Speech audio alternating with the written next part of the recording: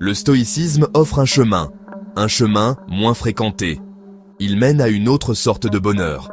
Pas celui qui est éphémère, mais un contentement profond, durable.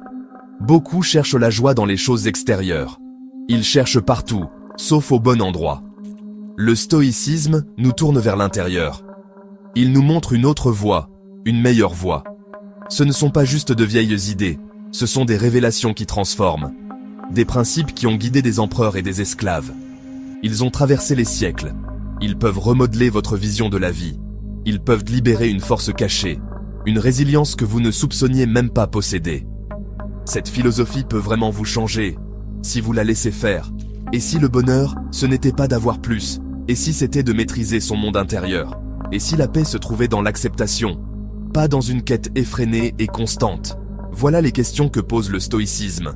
Continuez la lecture de cet essai. Découvrez ces leçons qui peuvent changer une vie. Votre voyage vers une vie plus tranquille, une existence plus centrée, commence maintenant. Le chemin est ouvert à tous.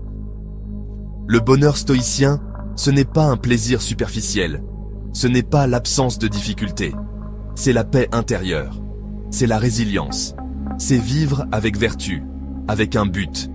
Ça veut dire se concentrer sur ce que vous contrôlez. Vos pensées, vos actions, vos réactions. Les événements extérieurs ne sont pas la clé. C'est notre interprétation de ces événements qui l'est. C'est ça, le cœur de la joie stoïcienne. Cet essai va vous montrer comment. Voici Carlos. Carlos cherchait tout le temps. Cherchait la prochaine chose. La chose qui apporterait enfin la joie. Une promotion, une nouvelle voiture, plus de compliments. Carlos croyait que le bonheur était quelque part dehors. Une récompense pour un travail acharné.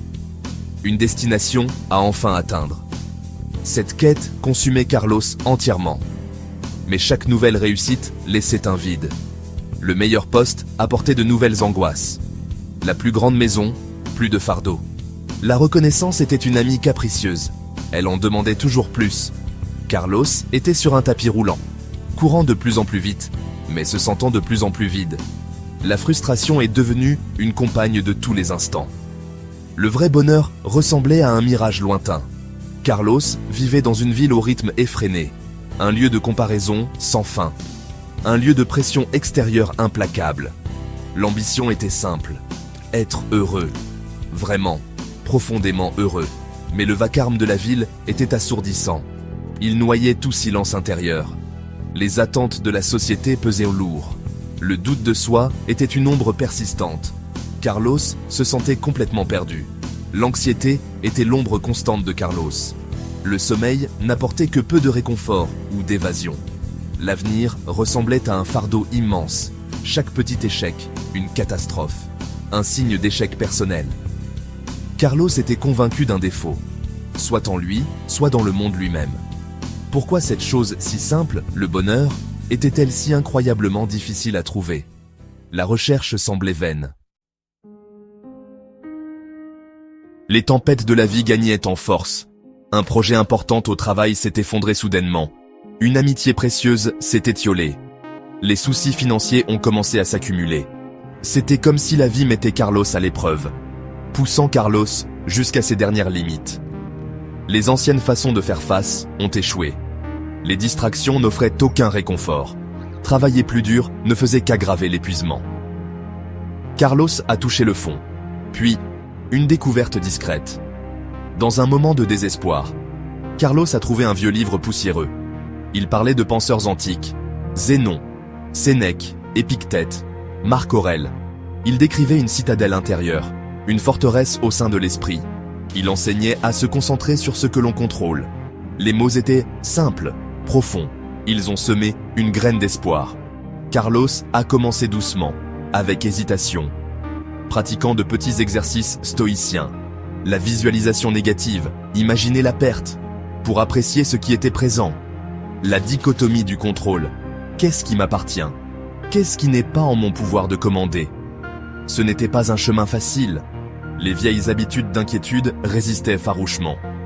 Mais un petit changement a commencé à l'intérieur. Une lueur de calme dans le chaos. Vous reconnaissez-vous dans la lutte de Carlos? Êtes-vous fatigué de cette course sans fin? De ce besoin constant d'avoir plus? Pensez à vos propres défis, au fardeau que vous portez chaque jour. Imaginez comment ces idées anciennes, se concentrer sur votre réaction et non sur l'événement, pourraient vous offrir un point d'ancrage. Le stoïcisme, ce n'est pas un détachement froid, c'est une compréhension sage. Carlos n'a pas trouvé une euphorie soudaine.